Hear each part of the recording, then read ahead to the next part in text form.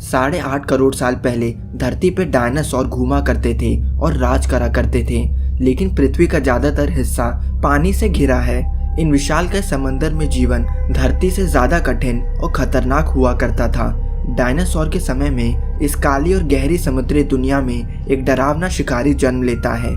यह दानव और कोई नहीं बल्कि मोसेसॉरस था। मोसेसॉरस आज से 8 करोड़ साल पहले क्रिटेशियस पीरियड के दौरान पाया जाया करते थे। उस समय समंदर आज के मुकाबले कई ज्यादा खतरनाक हुआ करता था। एक से बढ़कर एक दानव समंदर में घूमा करते थे जिनमें गजब की क्षमता थी, और ऐसे समय में मोसेसॉरस समुद्री दुनिया पर राज करा करता था। मोसेसॉरस को क्रिटेशियस पीरियड का समंदर का टी-रेक्स माना जाया करता था। अगर आप नहीं जानते तो आपको बता दें कि टी-रेक्स धरती पर रह चुका सबसे खतरनाक डायनासोर था। मोसेसॉरस कोई डायनासोर नहीं था बल्कि वे तो एक विशालकाय रेप्टाइल था, ठीक आज के कछुओं की तरह। एक रेप्टाइल होने के बावजूद भी वे समंदर में रहने वाले हर एक डायनासोर से ज्यादा खतरनाक और शक्तिशाली था। एक मोसेसॉर आज के समय में पाए जाने वाले सांप, छिपकली, शार्क और कोमोडो ड्रैगन के मिश्रण जैसा दिखता था। वैज्ञानिक कहते हैं कि मोसेसॉर लगभग एक कोमोडो ड्रैगन के जैसा दिखता था, बस पैरों की जगह उनके मछली की तरह फ्लिपर्स होते थे और उनकी पूंछ एक शार्क की तरह होती थी, जिससे पता चलता है कि वह बहुत तेजी से पानी में तैरा करते थे। बल्कि कुछ वैज्ञानिक तो यह भी मानते हैं कि आज के कोमोडो ड्रैगन के पूर्वज और कोई नहीं बल्कि मोसेसॉर थे। इन विशालकाय दानव का वजन करीब 8000 किलोग्राम हुआ करता था, जो कि पानी में रहने वाले हर जीव को अपना शिकार बना लिया करते थे, चाहे उस समय के कछुए हो, शार्क हो, प्लेसियोसॉरस हो, यहाँ तक कि खतरनाक शिकारी चिड़िया भी मोसेसॉर से बच नहीं पाती थी।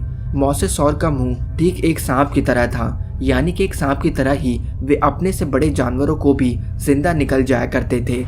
मोसेसॉर की लंबाई जानने से पहले हमें यह समझना होगा कि सबसे पहले इन दानव के सबूत कैसे मिले। मोसेसॉर का सबसे पहला फॉसिल सन 1764 में हॉलैंड के मूस नदी के किनारे मिला, जहां मोसेसॉर का सिर्फ सिर पाया गया था। वो साल 1834 का समय था जब एक पूरे मोसेसॉर का अवशेष मिला, जो कि 15 फीट लंबा था। हैरानी वाली बात थी कि यह अवशेष किसी समंदर के किनारे नहीं बल्कि हंगरी के एक छोटे गांव में एक नदी के किनारे मिला, जो कि बताता है कि मोसेसॉर बड़े और गहरे समंदर के साथ छोटी नदियों में भी रहा करते थे। इस अवशेष के मिलने के बाद वैज्ञानिकों ने सोचा कि मोसेसॉर 15 से 30 फीट के होते होंगे, लेकिन समय के साथ उन्हें एक ऐसा अवशेष मिला जिसे देखकर उनकी आंखें फटी की फटी रह गईं।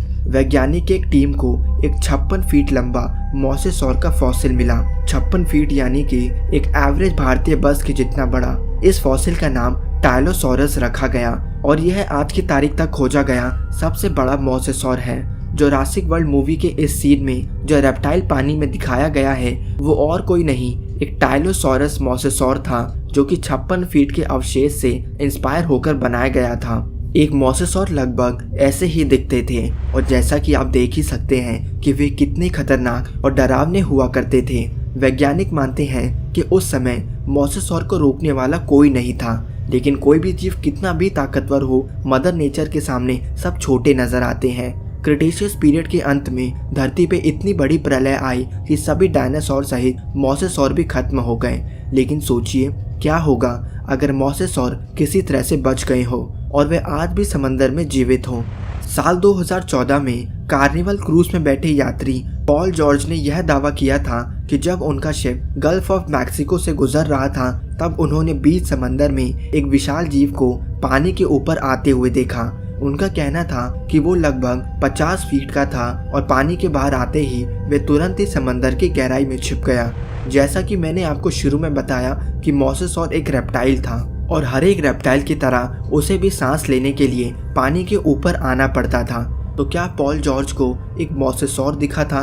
क्या वे आज भी जीवित हैं? वैज्ञानिक मानते हैं कि मोसेसॉर को ज्यादा नमक वाले पानी में रहने की आदत थी और आज के समंदर के पानी में उस समय के पानी के मुकाबले 2 गुना कम नमक पाया करता है। यानी कि अगर मोसेसॉर आज जीवित होते तो उनके मिलने की संभावना समंदर से ज्यादा छोटी बड़ी नदियों में ज्यादा होता। मोसेसॉर का मनपसंद खाना शार्क था, यानी कि अगर वे जिंदा होते तो सभी मछलियों के साथ साथ शार्क की संख्या भी काफी कम हो जाती।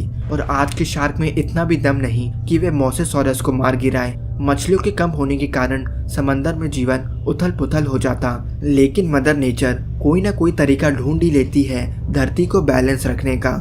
यानी कि अगर मोसेसॉरस जीवित होता तो कोई ना कोई ऐसा जीव भी मौजूद होता जो मोसेसॉर की ताकत के बराबर या फिर उससे ज्यादा खतरनाक होता, ताकि समंदर में बैलेंस बना रहे। शायद वे जीव मेगालोडॉन होता जो मोसेसॉरस को भी मार गिराने में सक्षम थे। तो दोस्तों, आप क्या सोचते हैं, क्या मोसेसॉरस आज भी जीवित है? अपनी राय कमेंट में लिख के ज़रूर बताएं। धन्यवाद दोस्तों। अगर वीडियो पसंद आई हो तो हमें लाइक करें और हमारा चैनल थिंक मिस्टीरियस ज़रूर सब्सक्राइब करें।